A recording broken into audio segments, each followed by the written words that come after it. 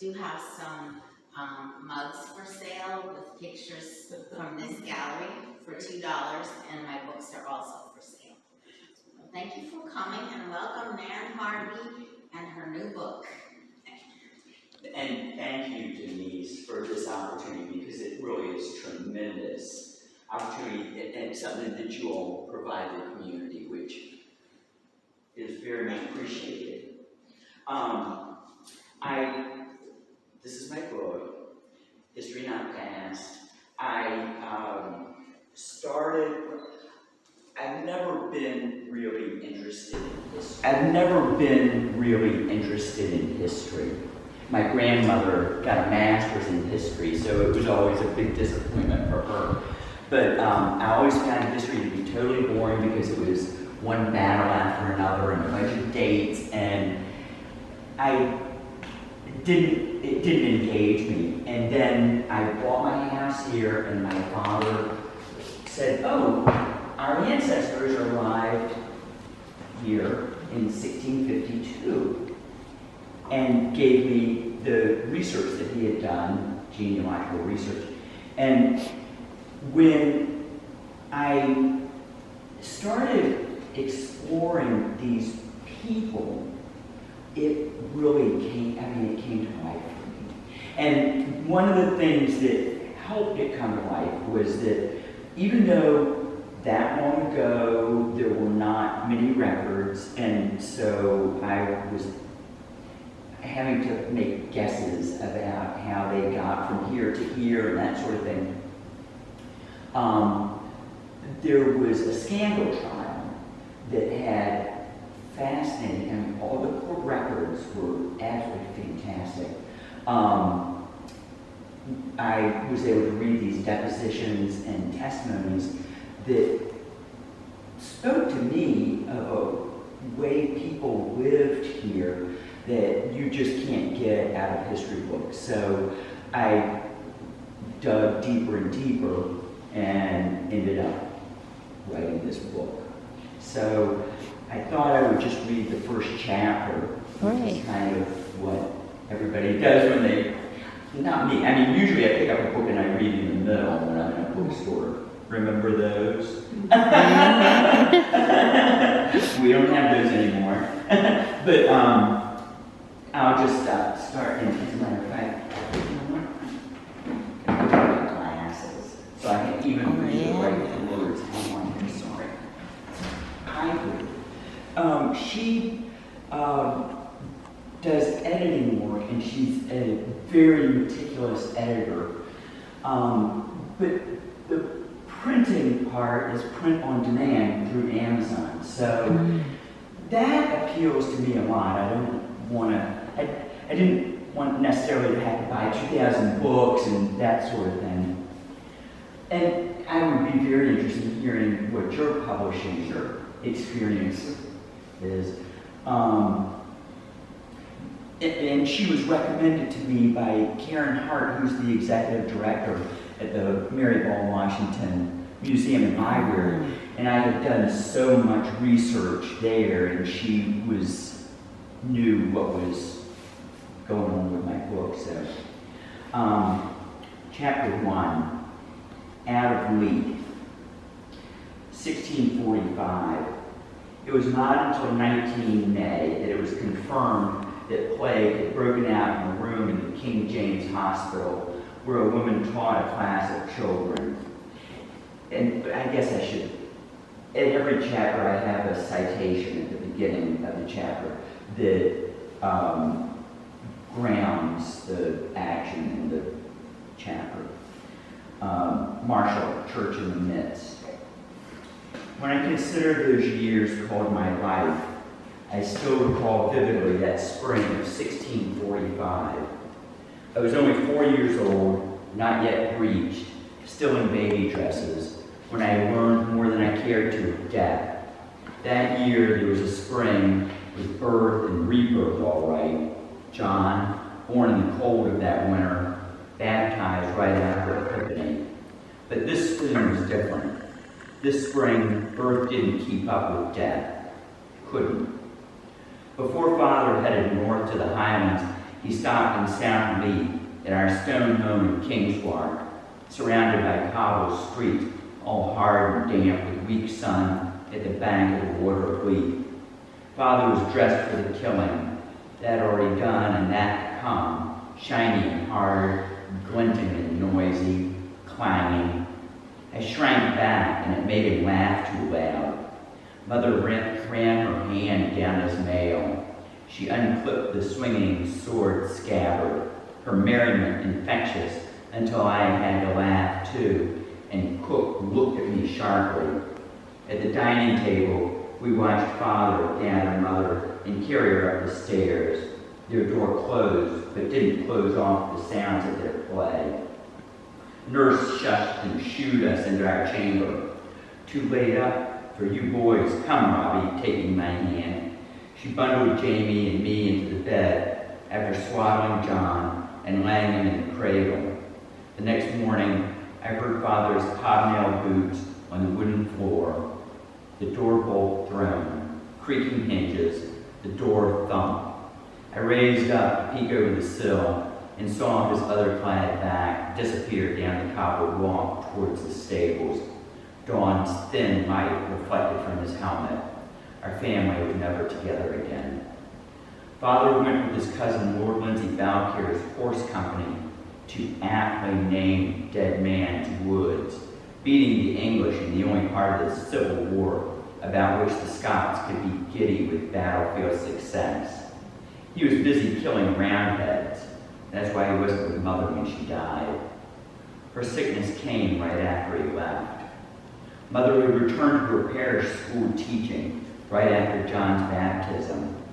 But after Father left, she came home tired and ill, and every day brought new frights. I can't forget the smell of her diarrhea and the bowls of her vomit. Then the bleeding started, bleeding from her nose and gums, a thin veil of blood over her teeth when she tried a wan smile. Her breath smelled of death. I couldn't look at her, couldn't look away. Then the blackness settled in. Her fingers and nose rotted. The pans of hot water and bloody claws. The flies, the closed-off windows, perpetual gloom. Jamie and I scolded for being underfoot. The gaunt physician visiting with his freakish bird head and cloud of rosemary smell, a vision for years reminding me of unbearable dying. Then my sleeping panics. I would dream that Mother was reading to me on her lap, where she couldn't turn the pages because her fingers were rotting off. And she couldn't pronounce the words because her lips had decomposed. She became death itself, a skull with flesh falling away, eye sockets falling in, the head tilting back into a rattle laugh, teeth falling onto the open book. My screams would wake me. Aunt Marjorie moved in and let me stay awake with her and her lonely candle until exhaustion claimed me, and I would find myself in the morning wrapped in a blanket with Jamie in our bed. Then Mother's half-brother David came. Of course, he wasn't David to me then. Initially, he was Uncle David, or Reverend Father, and only later became David to me. The whole house breathed a sigh of relief when he stepped through the front door. My first impressions of him? A tall, awkward man in a way that made him instantly trustable. Big hands and feet thrusting out, embracing. His deep-set blue eyes under caterpillar brows, sharp and soft at the same time. His widow's peak hair, wild on top of a high forehead, carelessly finger-combed. His black clothes, quiet, a comfort, not scary, the opposite of the physician's look. He smiled at me, but I thought he was crying. He pulled a chair close to Mother's stinking face, turned painfully toward him, and held her hand of blackened stumps. John fretfully cried as Nurse bounced him absent-mindedly, making him fuss the more. Jamie clung to me, his stubby, sticky fingers clenched my arm. Why cling to me? Maybe he felt my torpor was calm, not the terror that I was feeling. Uncle said nothing, but reached into his coat pocket, pulled out the small, worn, black book of common prayer. turned to a ribbon marker and read solemnly, his voice coming from deep inside him. Hear, O Lord, we beseech thee, these our prayers as we call upon thee on behalf of this thy servant, Rachel. The cadence of his words familiar as a heartbeat, knowing he didn't read, restore her to her former health, or relieve this thy servant. Mother's lady replaced the spent candle silently, and then that burned down into the holder when Uncle David began reading the litany for the dying with Mother. That it may please thee to grant Rachel a place of refreshment and everlasting blessedness. Mother's last breath was barely audible. We beseech thee to hear us, good Lord. Then she was still. Uncle gently unwrapped my arms from around her neck and lifted me away as Aunt Marjorie spread the white sheet over Mother's ravaged face. I do not remember the funeral. It would have been at the Southleaf Parish Church, where the flagstones on the front porch cover the tombs of Mother's uncle, who had been the previous minister, and her grandfather, the Bishop of Ross, all confusingly named David Lindsay, the same as Uncle. She would have been buried in the Lindsay portion of the churchyard. She was fortunate. Soon there would not be enough space in the church grounds for all the dead. The Kirk session first knew the threat of plague in April, but Mother's dubious honor was to become the first confirmed victim at the beginning of May. We became prisoners in the house, the door shrouded with black, a diseased place. The pungent smell of burning feather mattresses in the street seeped in through the shutters and under the door with the fog. Then the death bell tolled, and it tolled all the time, and the carts rattled down the streets, picking up the freshly dead, some left in piles outside the crate doors. Later, we could hear the building of the rough wooden mud shacks for the infected families just off the links, blocks away. Aunt Marjorie said we were the lucky ones. We could stay in our home, but soon we would have to move with the others. The constant presence of the physician in his protective bird head and cloud of rosemary, the embodiment of death itself, come to take us, made me run and hide under my bed, my fist pressed my eyes, not able to blot his image. At the beginning of June, the town perimeter toll booths closed and travel in and out was restricted. Cook complained she couldn't find basic foodstuffs and dinners were variations on watery gruel. We shared candles or sat in darkness, went to bed early. One day, Aunt Marjorie packed the house and we slipped through the evening darkness to a ship waiting at the quay. Jamie and I were shushed and rolled in a carpet loaded like baggage, a sleeping baby, a bundle Aunt Marjorie clutched. The boat sails muffed despondently as we silently slipped out with the tide down further forth.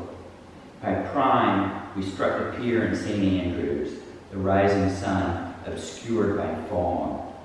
A carriage with 4 matched horses waited for us. We clattered down the cobbled streets, past the edge of town, along the coast. Then the coast fell away, and we bounced along a gently rolling green valley. The road headed uphill among apple trees showering their spent blooms. At Hill's crest was a stone tower, surrounded by a high defensive wall. We had arrived at the mount. The horses knew their way through the stone gatehouse into the wall-enclosed courtyard. Chickens squawked, cocks crowed amid the hammering hooves, and parapet guard shouts added to the din. Pulling up before a giant wooden door, a diminutive old woman in black hobbled through with outstretched arms, wordlessly taking each of us in turn, tears welling up in her clouded eyes. "Robbie, Jamie, your grandmother," Uncle David said. The man sidled up. Uncle David turned to Jamie and me, talking to us as if we were grown. "Your Uncle James, your namesake, Jamie." The words were companionable, the tone flat. Not a big man, barely to Uncle David's shoulder. Uncle James's thinly haired head was misshapen, like he had been stuck in a birth canal. his mother unsure whether she wanted to inflict him upon the world. His pigly small eyes punctuated the indented middle of what wanted to be a round ball, turned into a lima bean head. Those eyes turned briefly to Jamie and me. "Where's Ellie?" Uncle David asked, looking around. "She and Susanna are polishing silver," the old woman shouted back. Just then, a slight girl of about 15 stepped from inside the house at the top of the stairs, a knife in one hand and the hand of a subdued, dark-haired little girl in the other. Cousin Ellie looked to be Jamie's age. She pulled away and toddled to Uncle David, arms wide. "Boys, meet the precious Ellie and your governess, Susanna." I did not think Susanna was pretty, but I could not take my eyes off her. Her chopped, sandy red hair, the color of a fall sunset, mesmeric eyes, clear blue like shallow water, a nose a bit too pointy, and cheekbones a bit too high, a slim, athletic, almost boyish form. She held the knife like I had seen Father do, blade up and ready. Susanna glanced at Uncle David, gave a cursory curtsy to us, snatched Ellie up roughly, then wordlessly headed back into the shadows of the house. This was now my family and my home.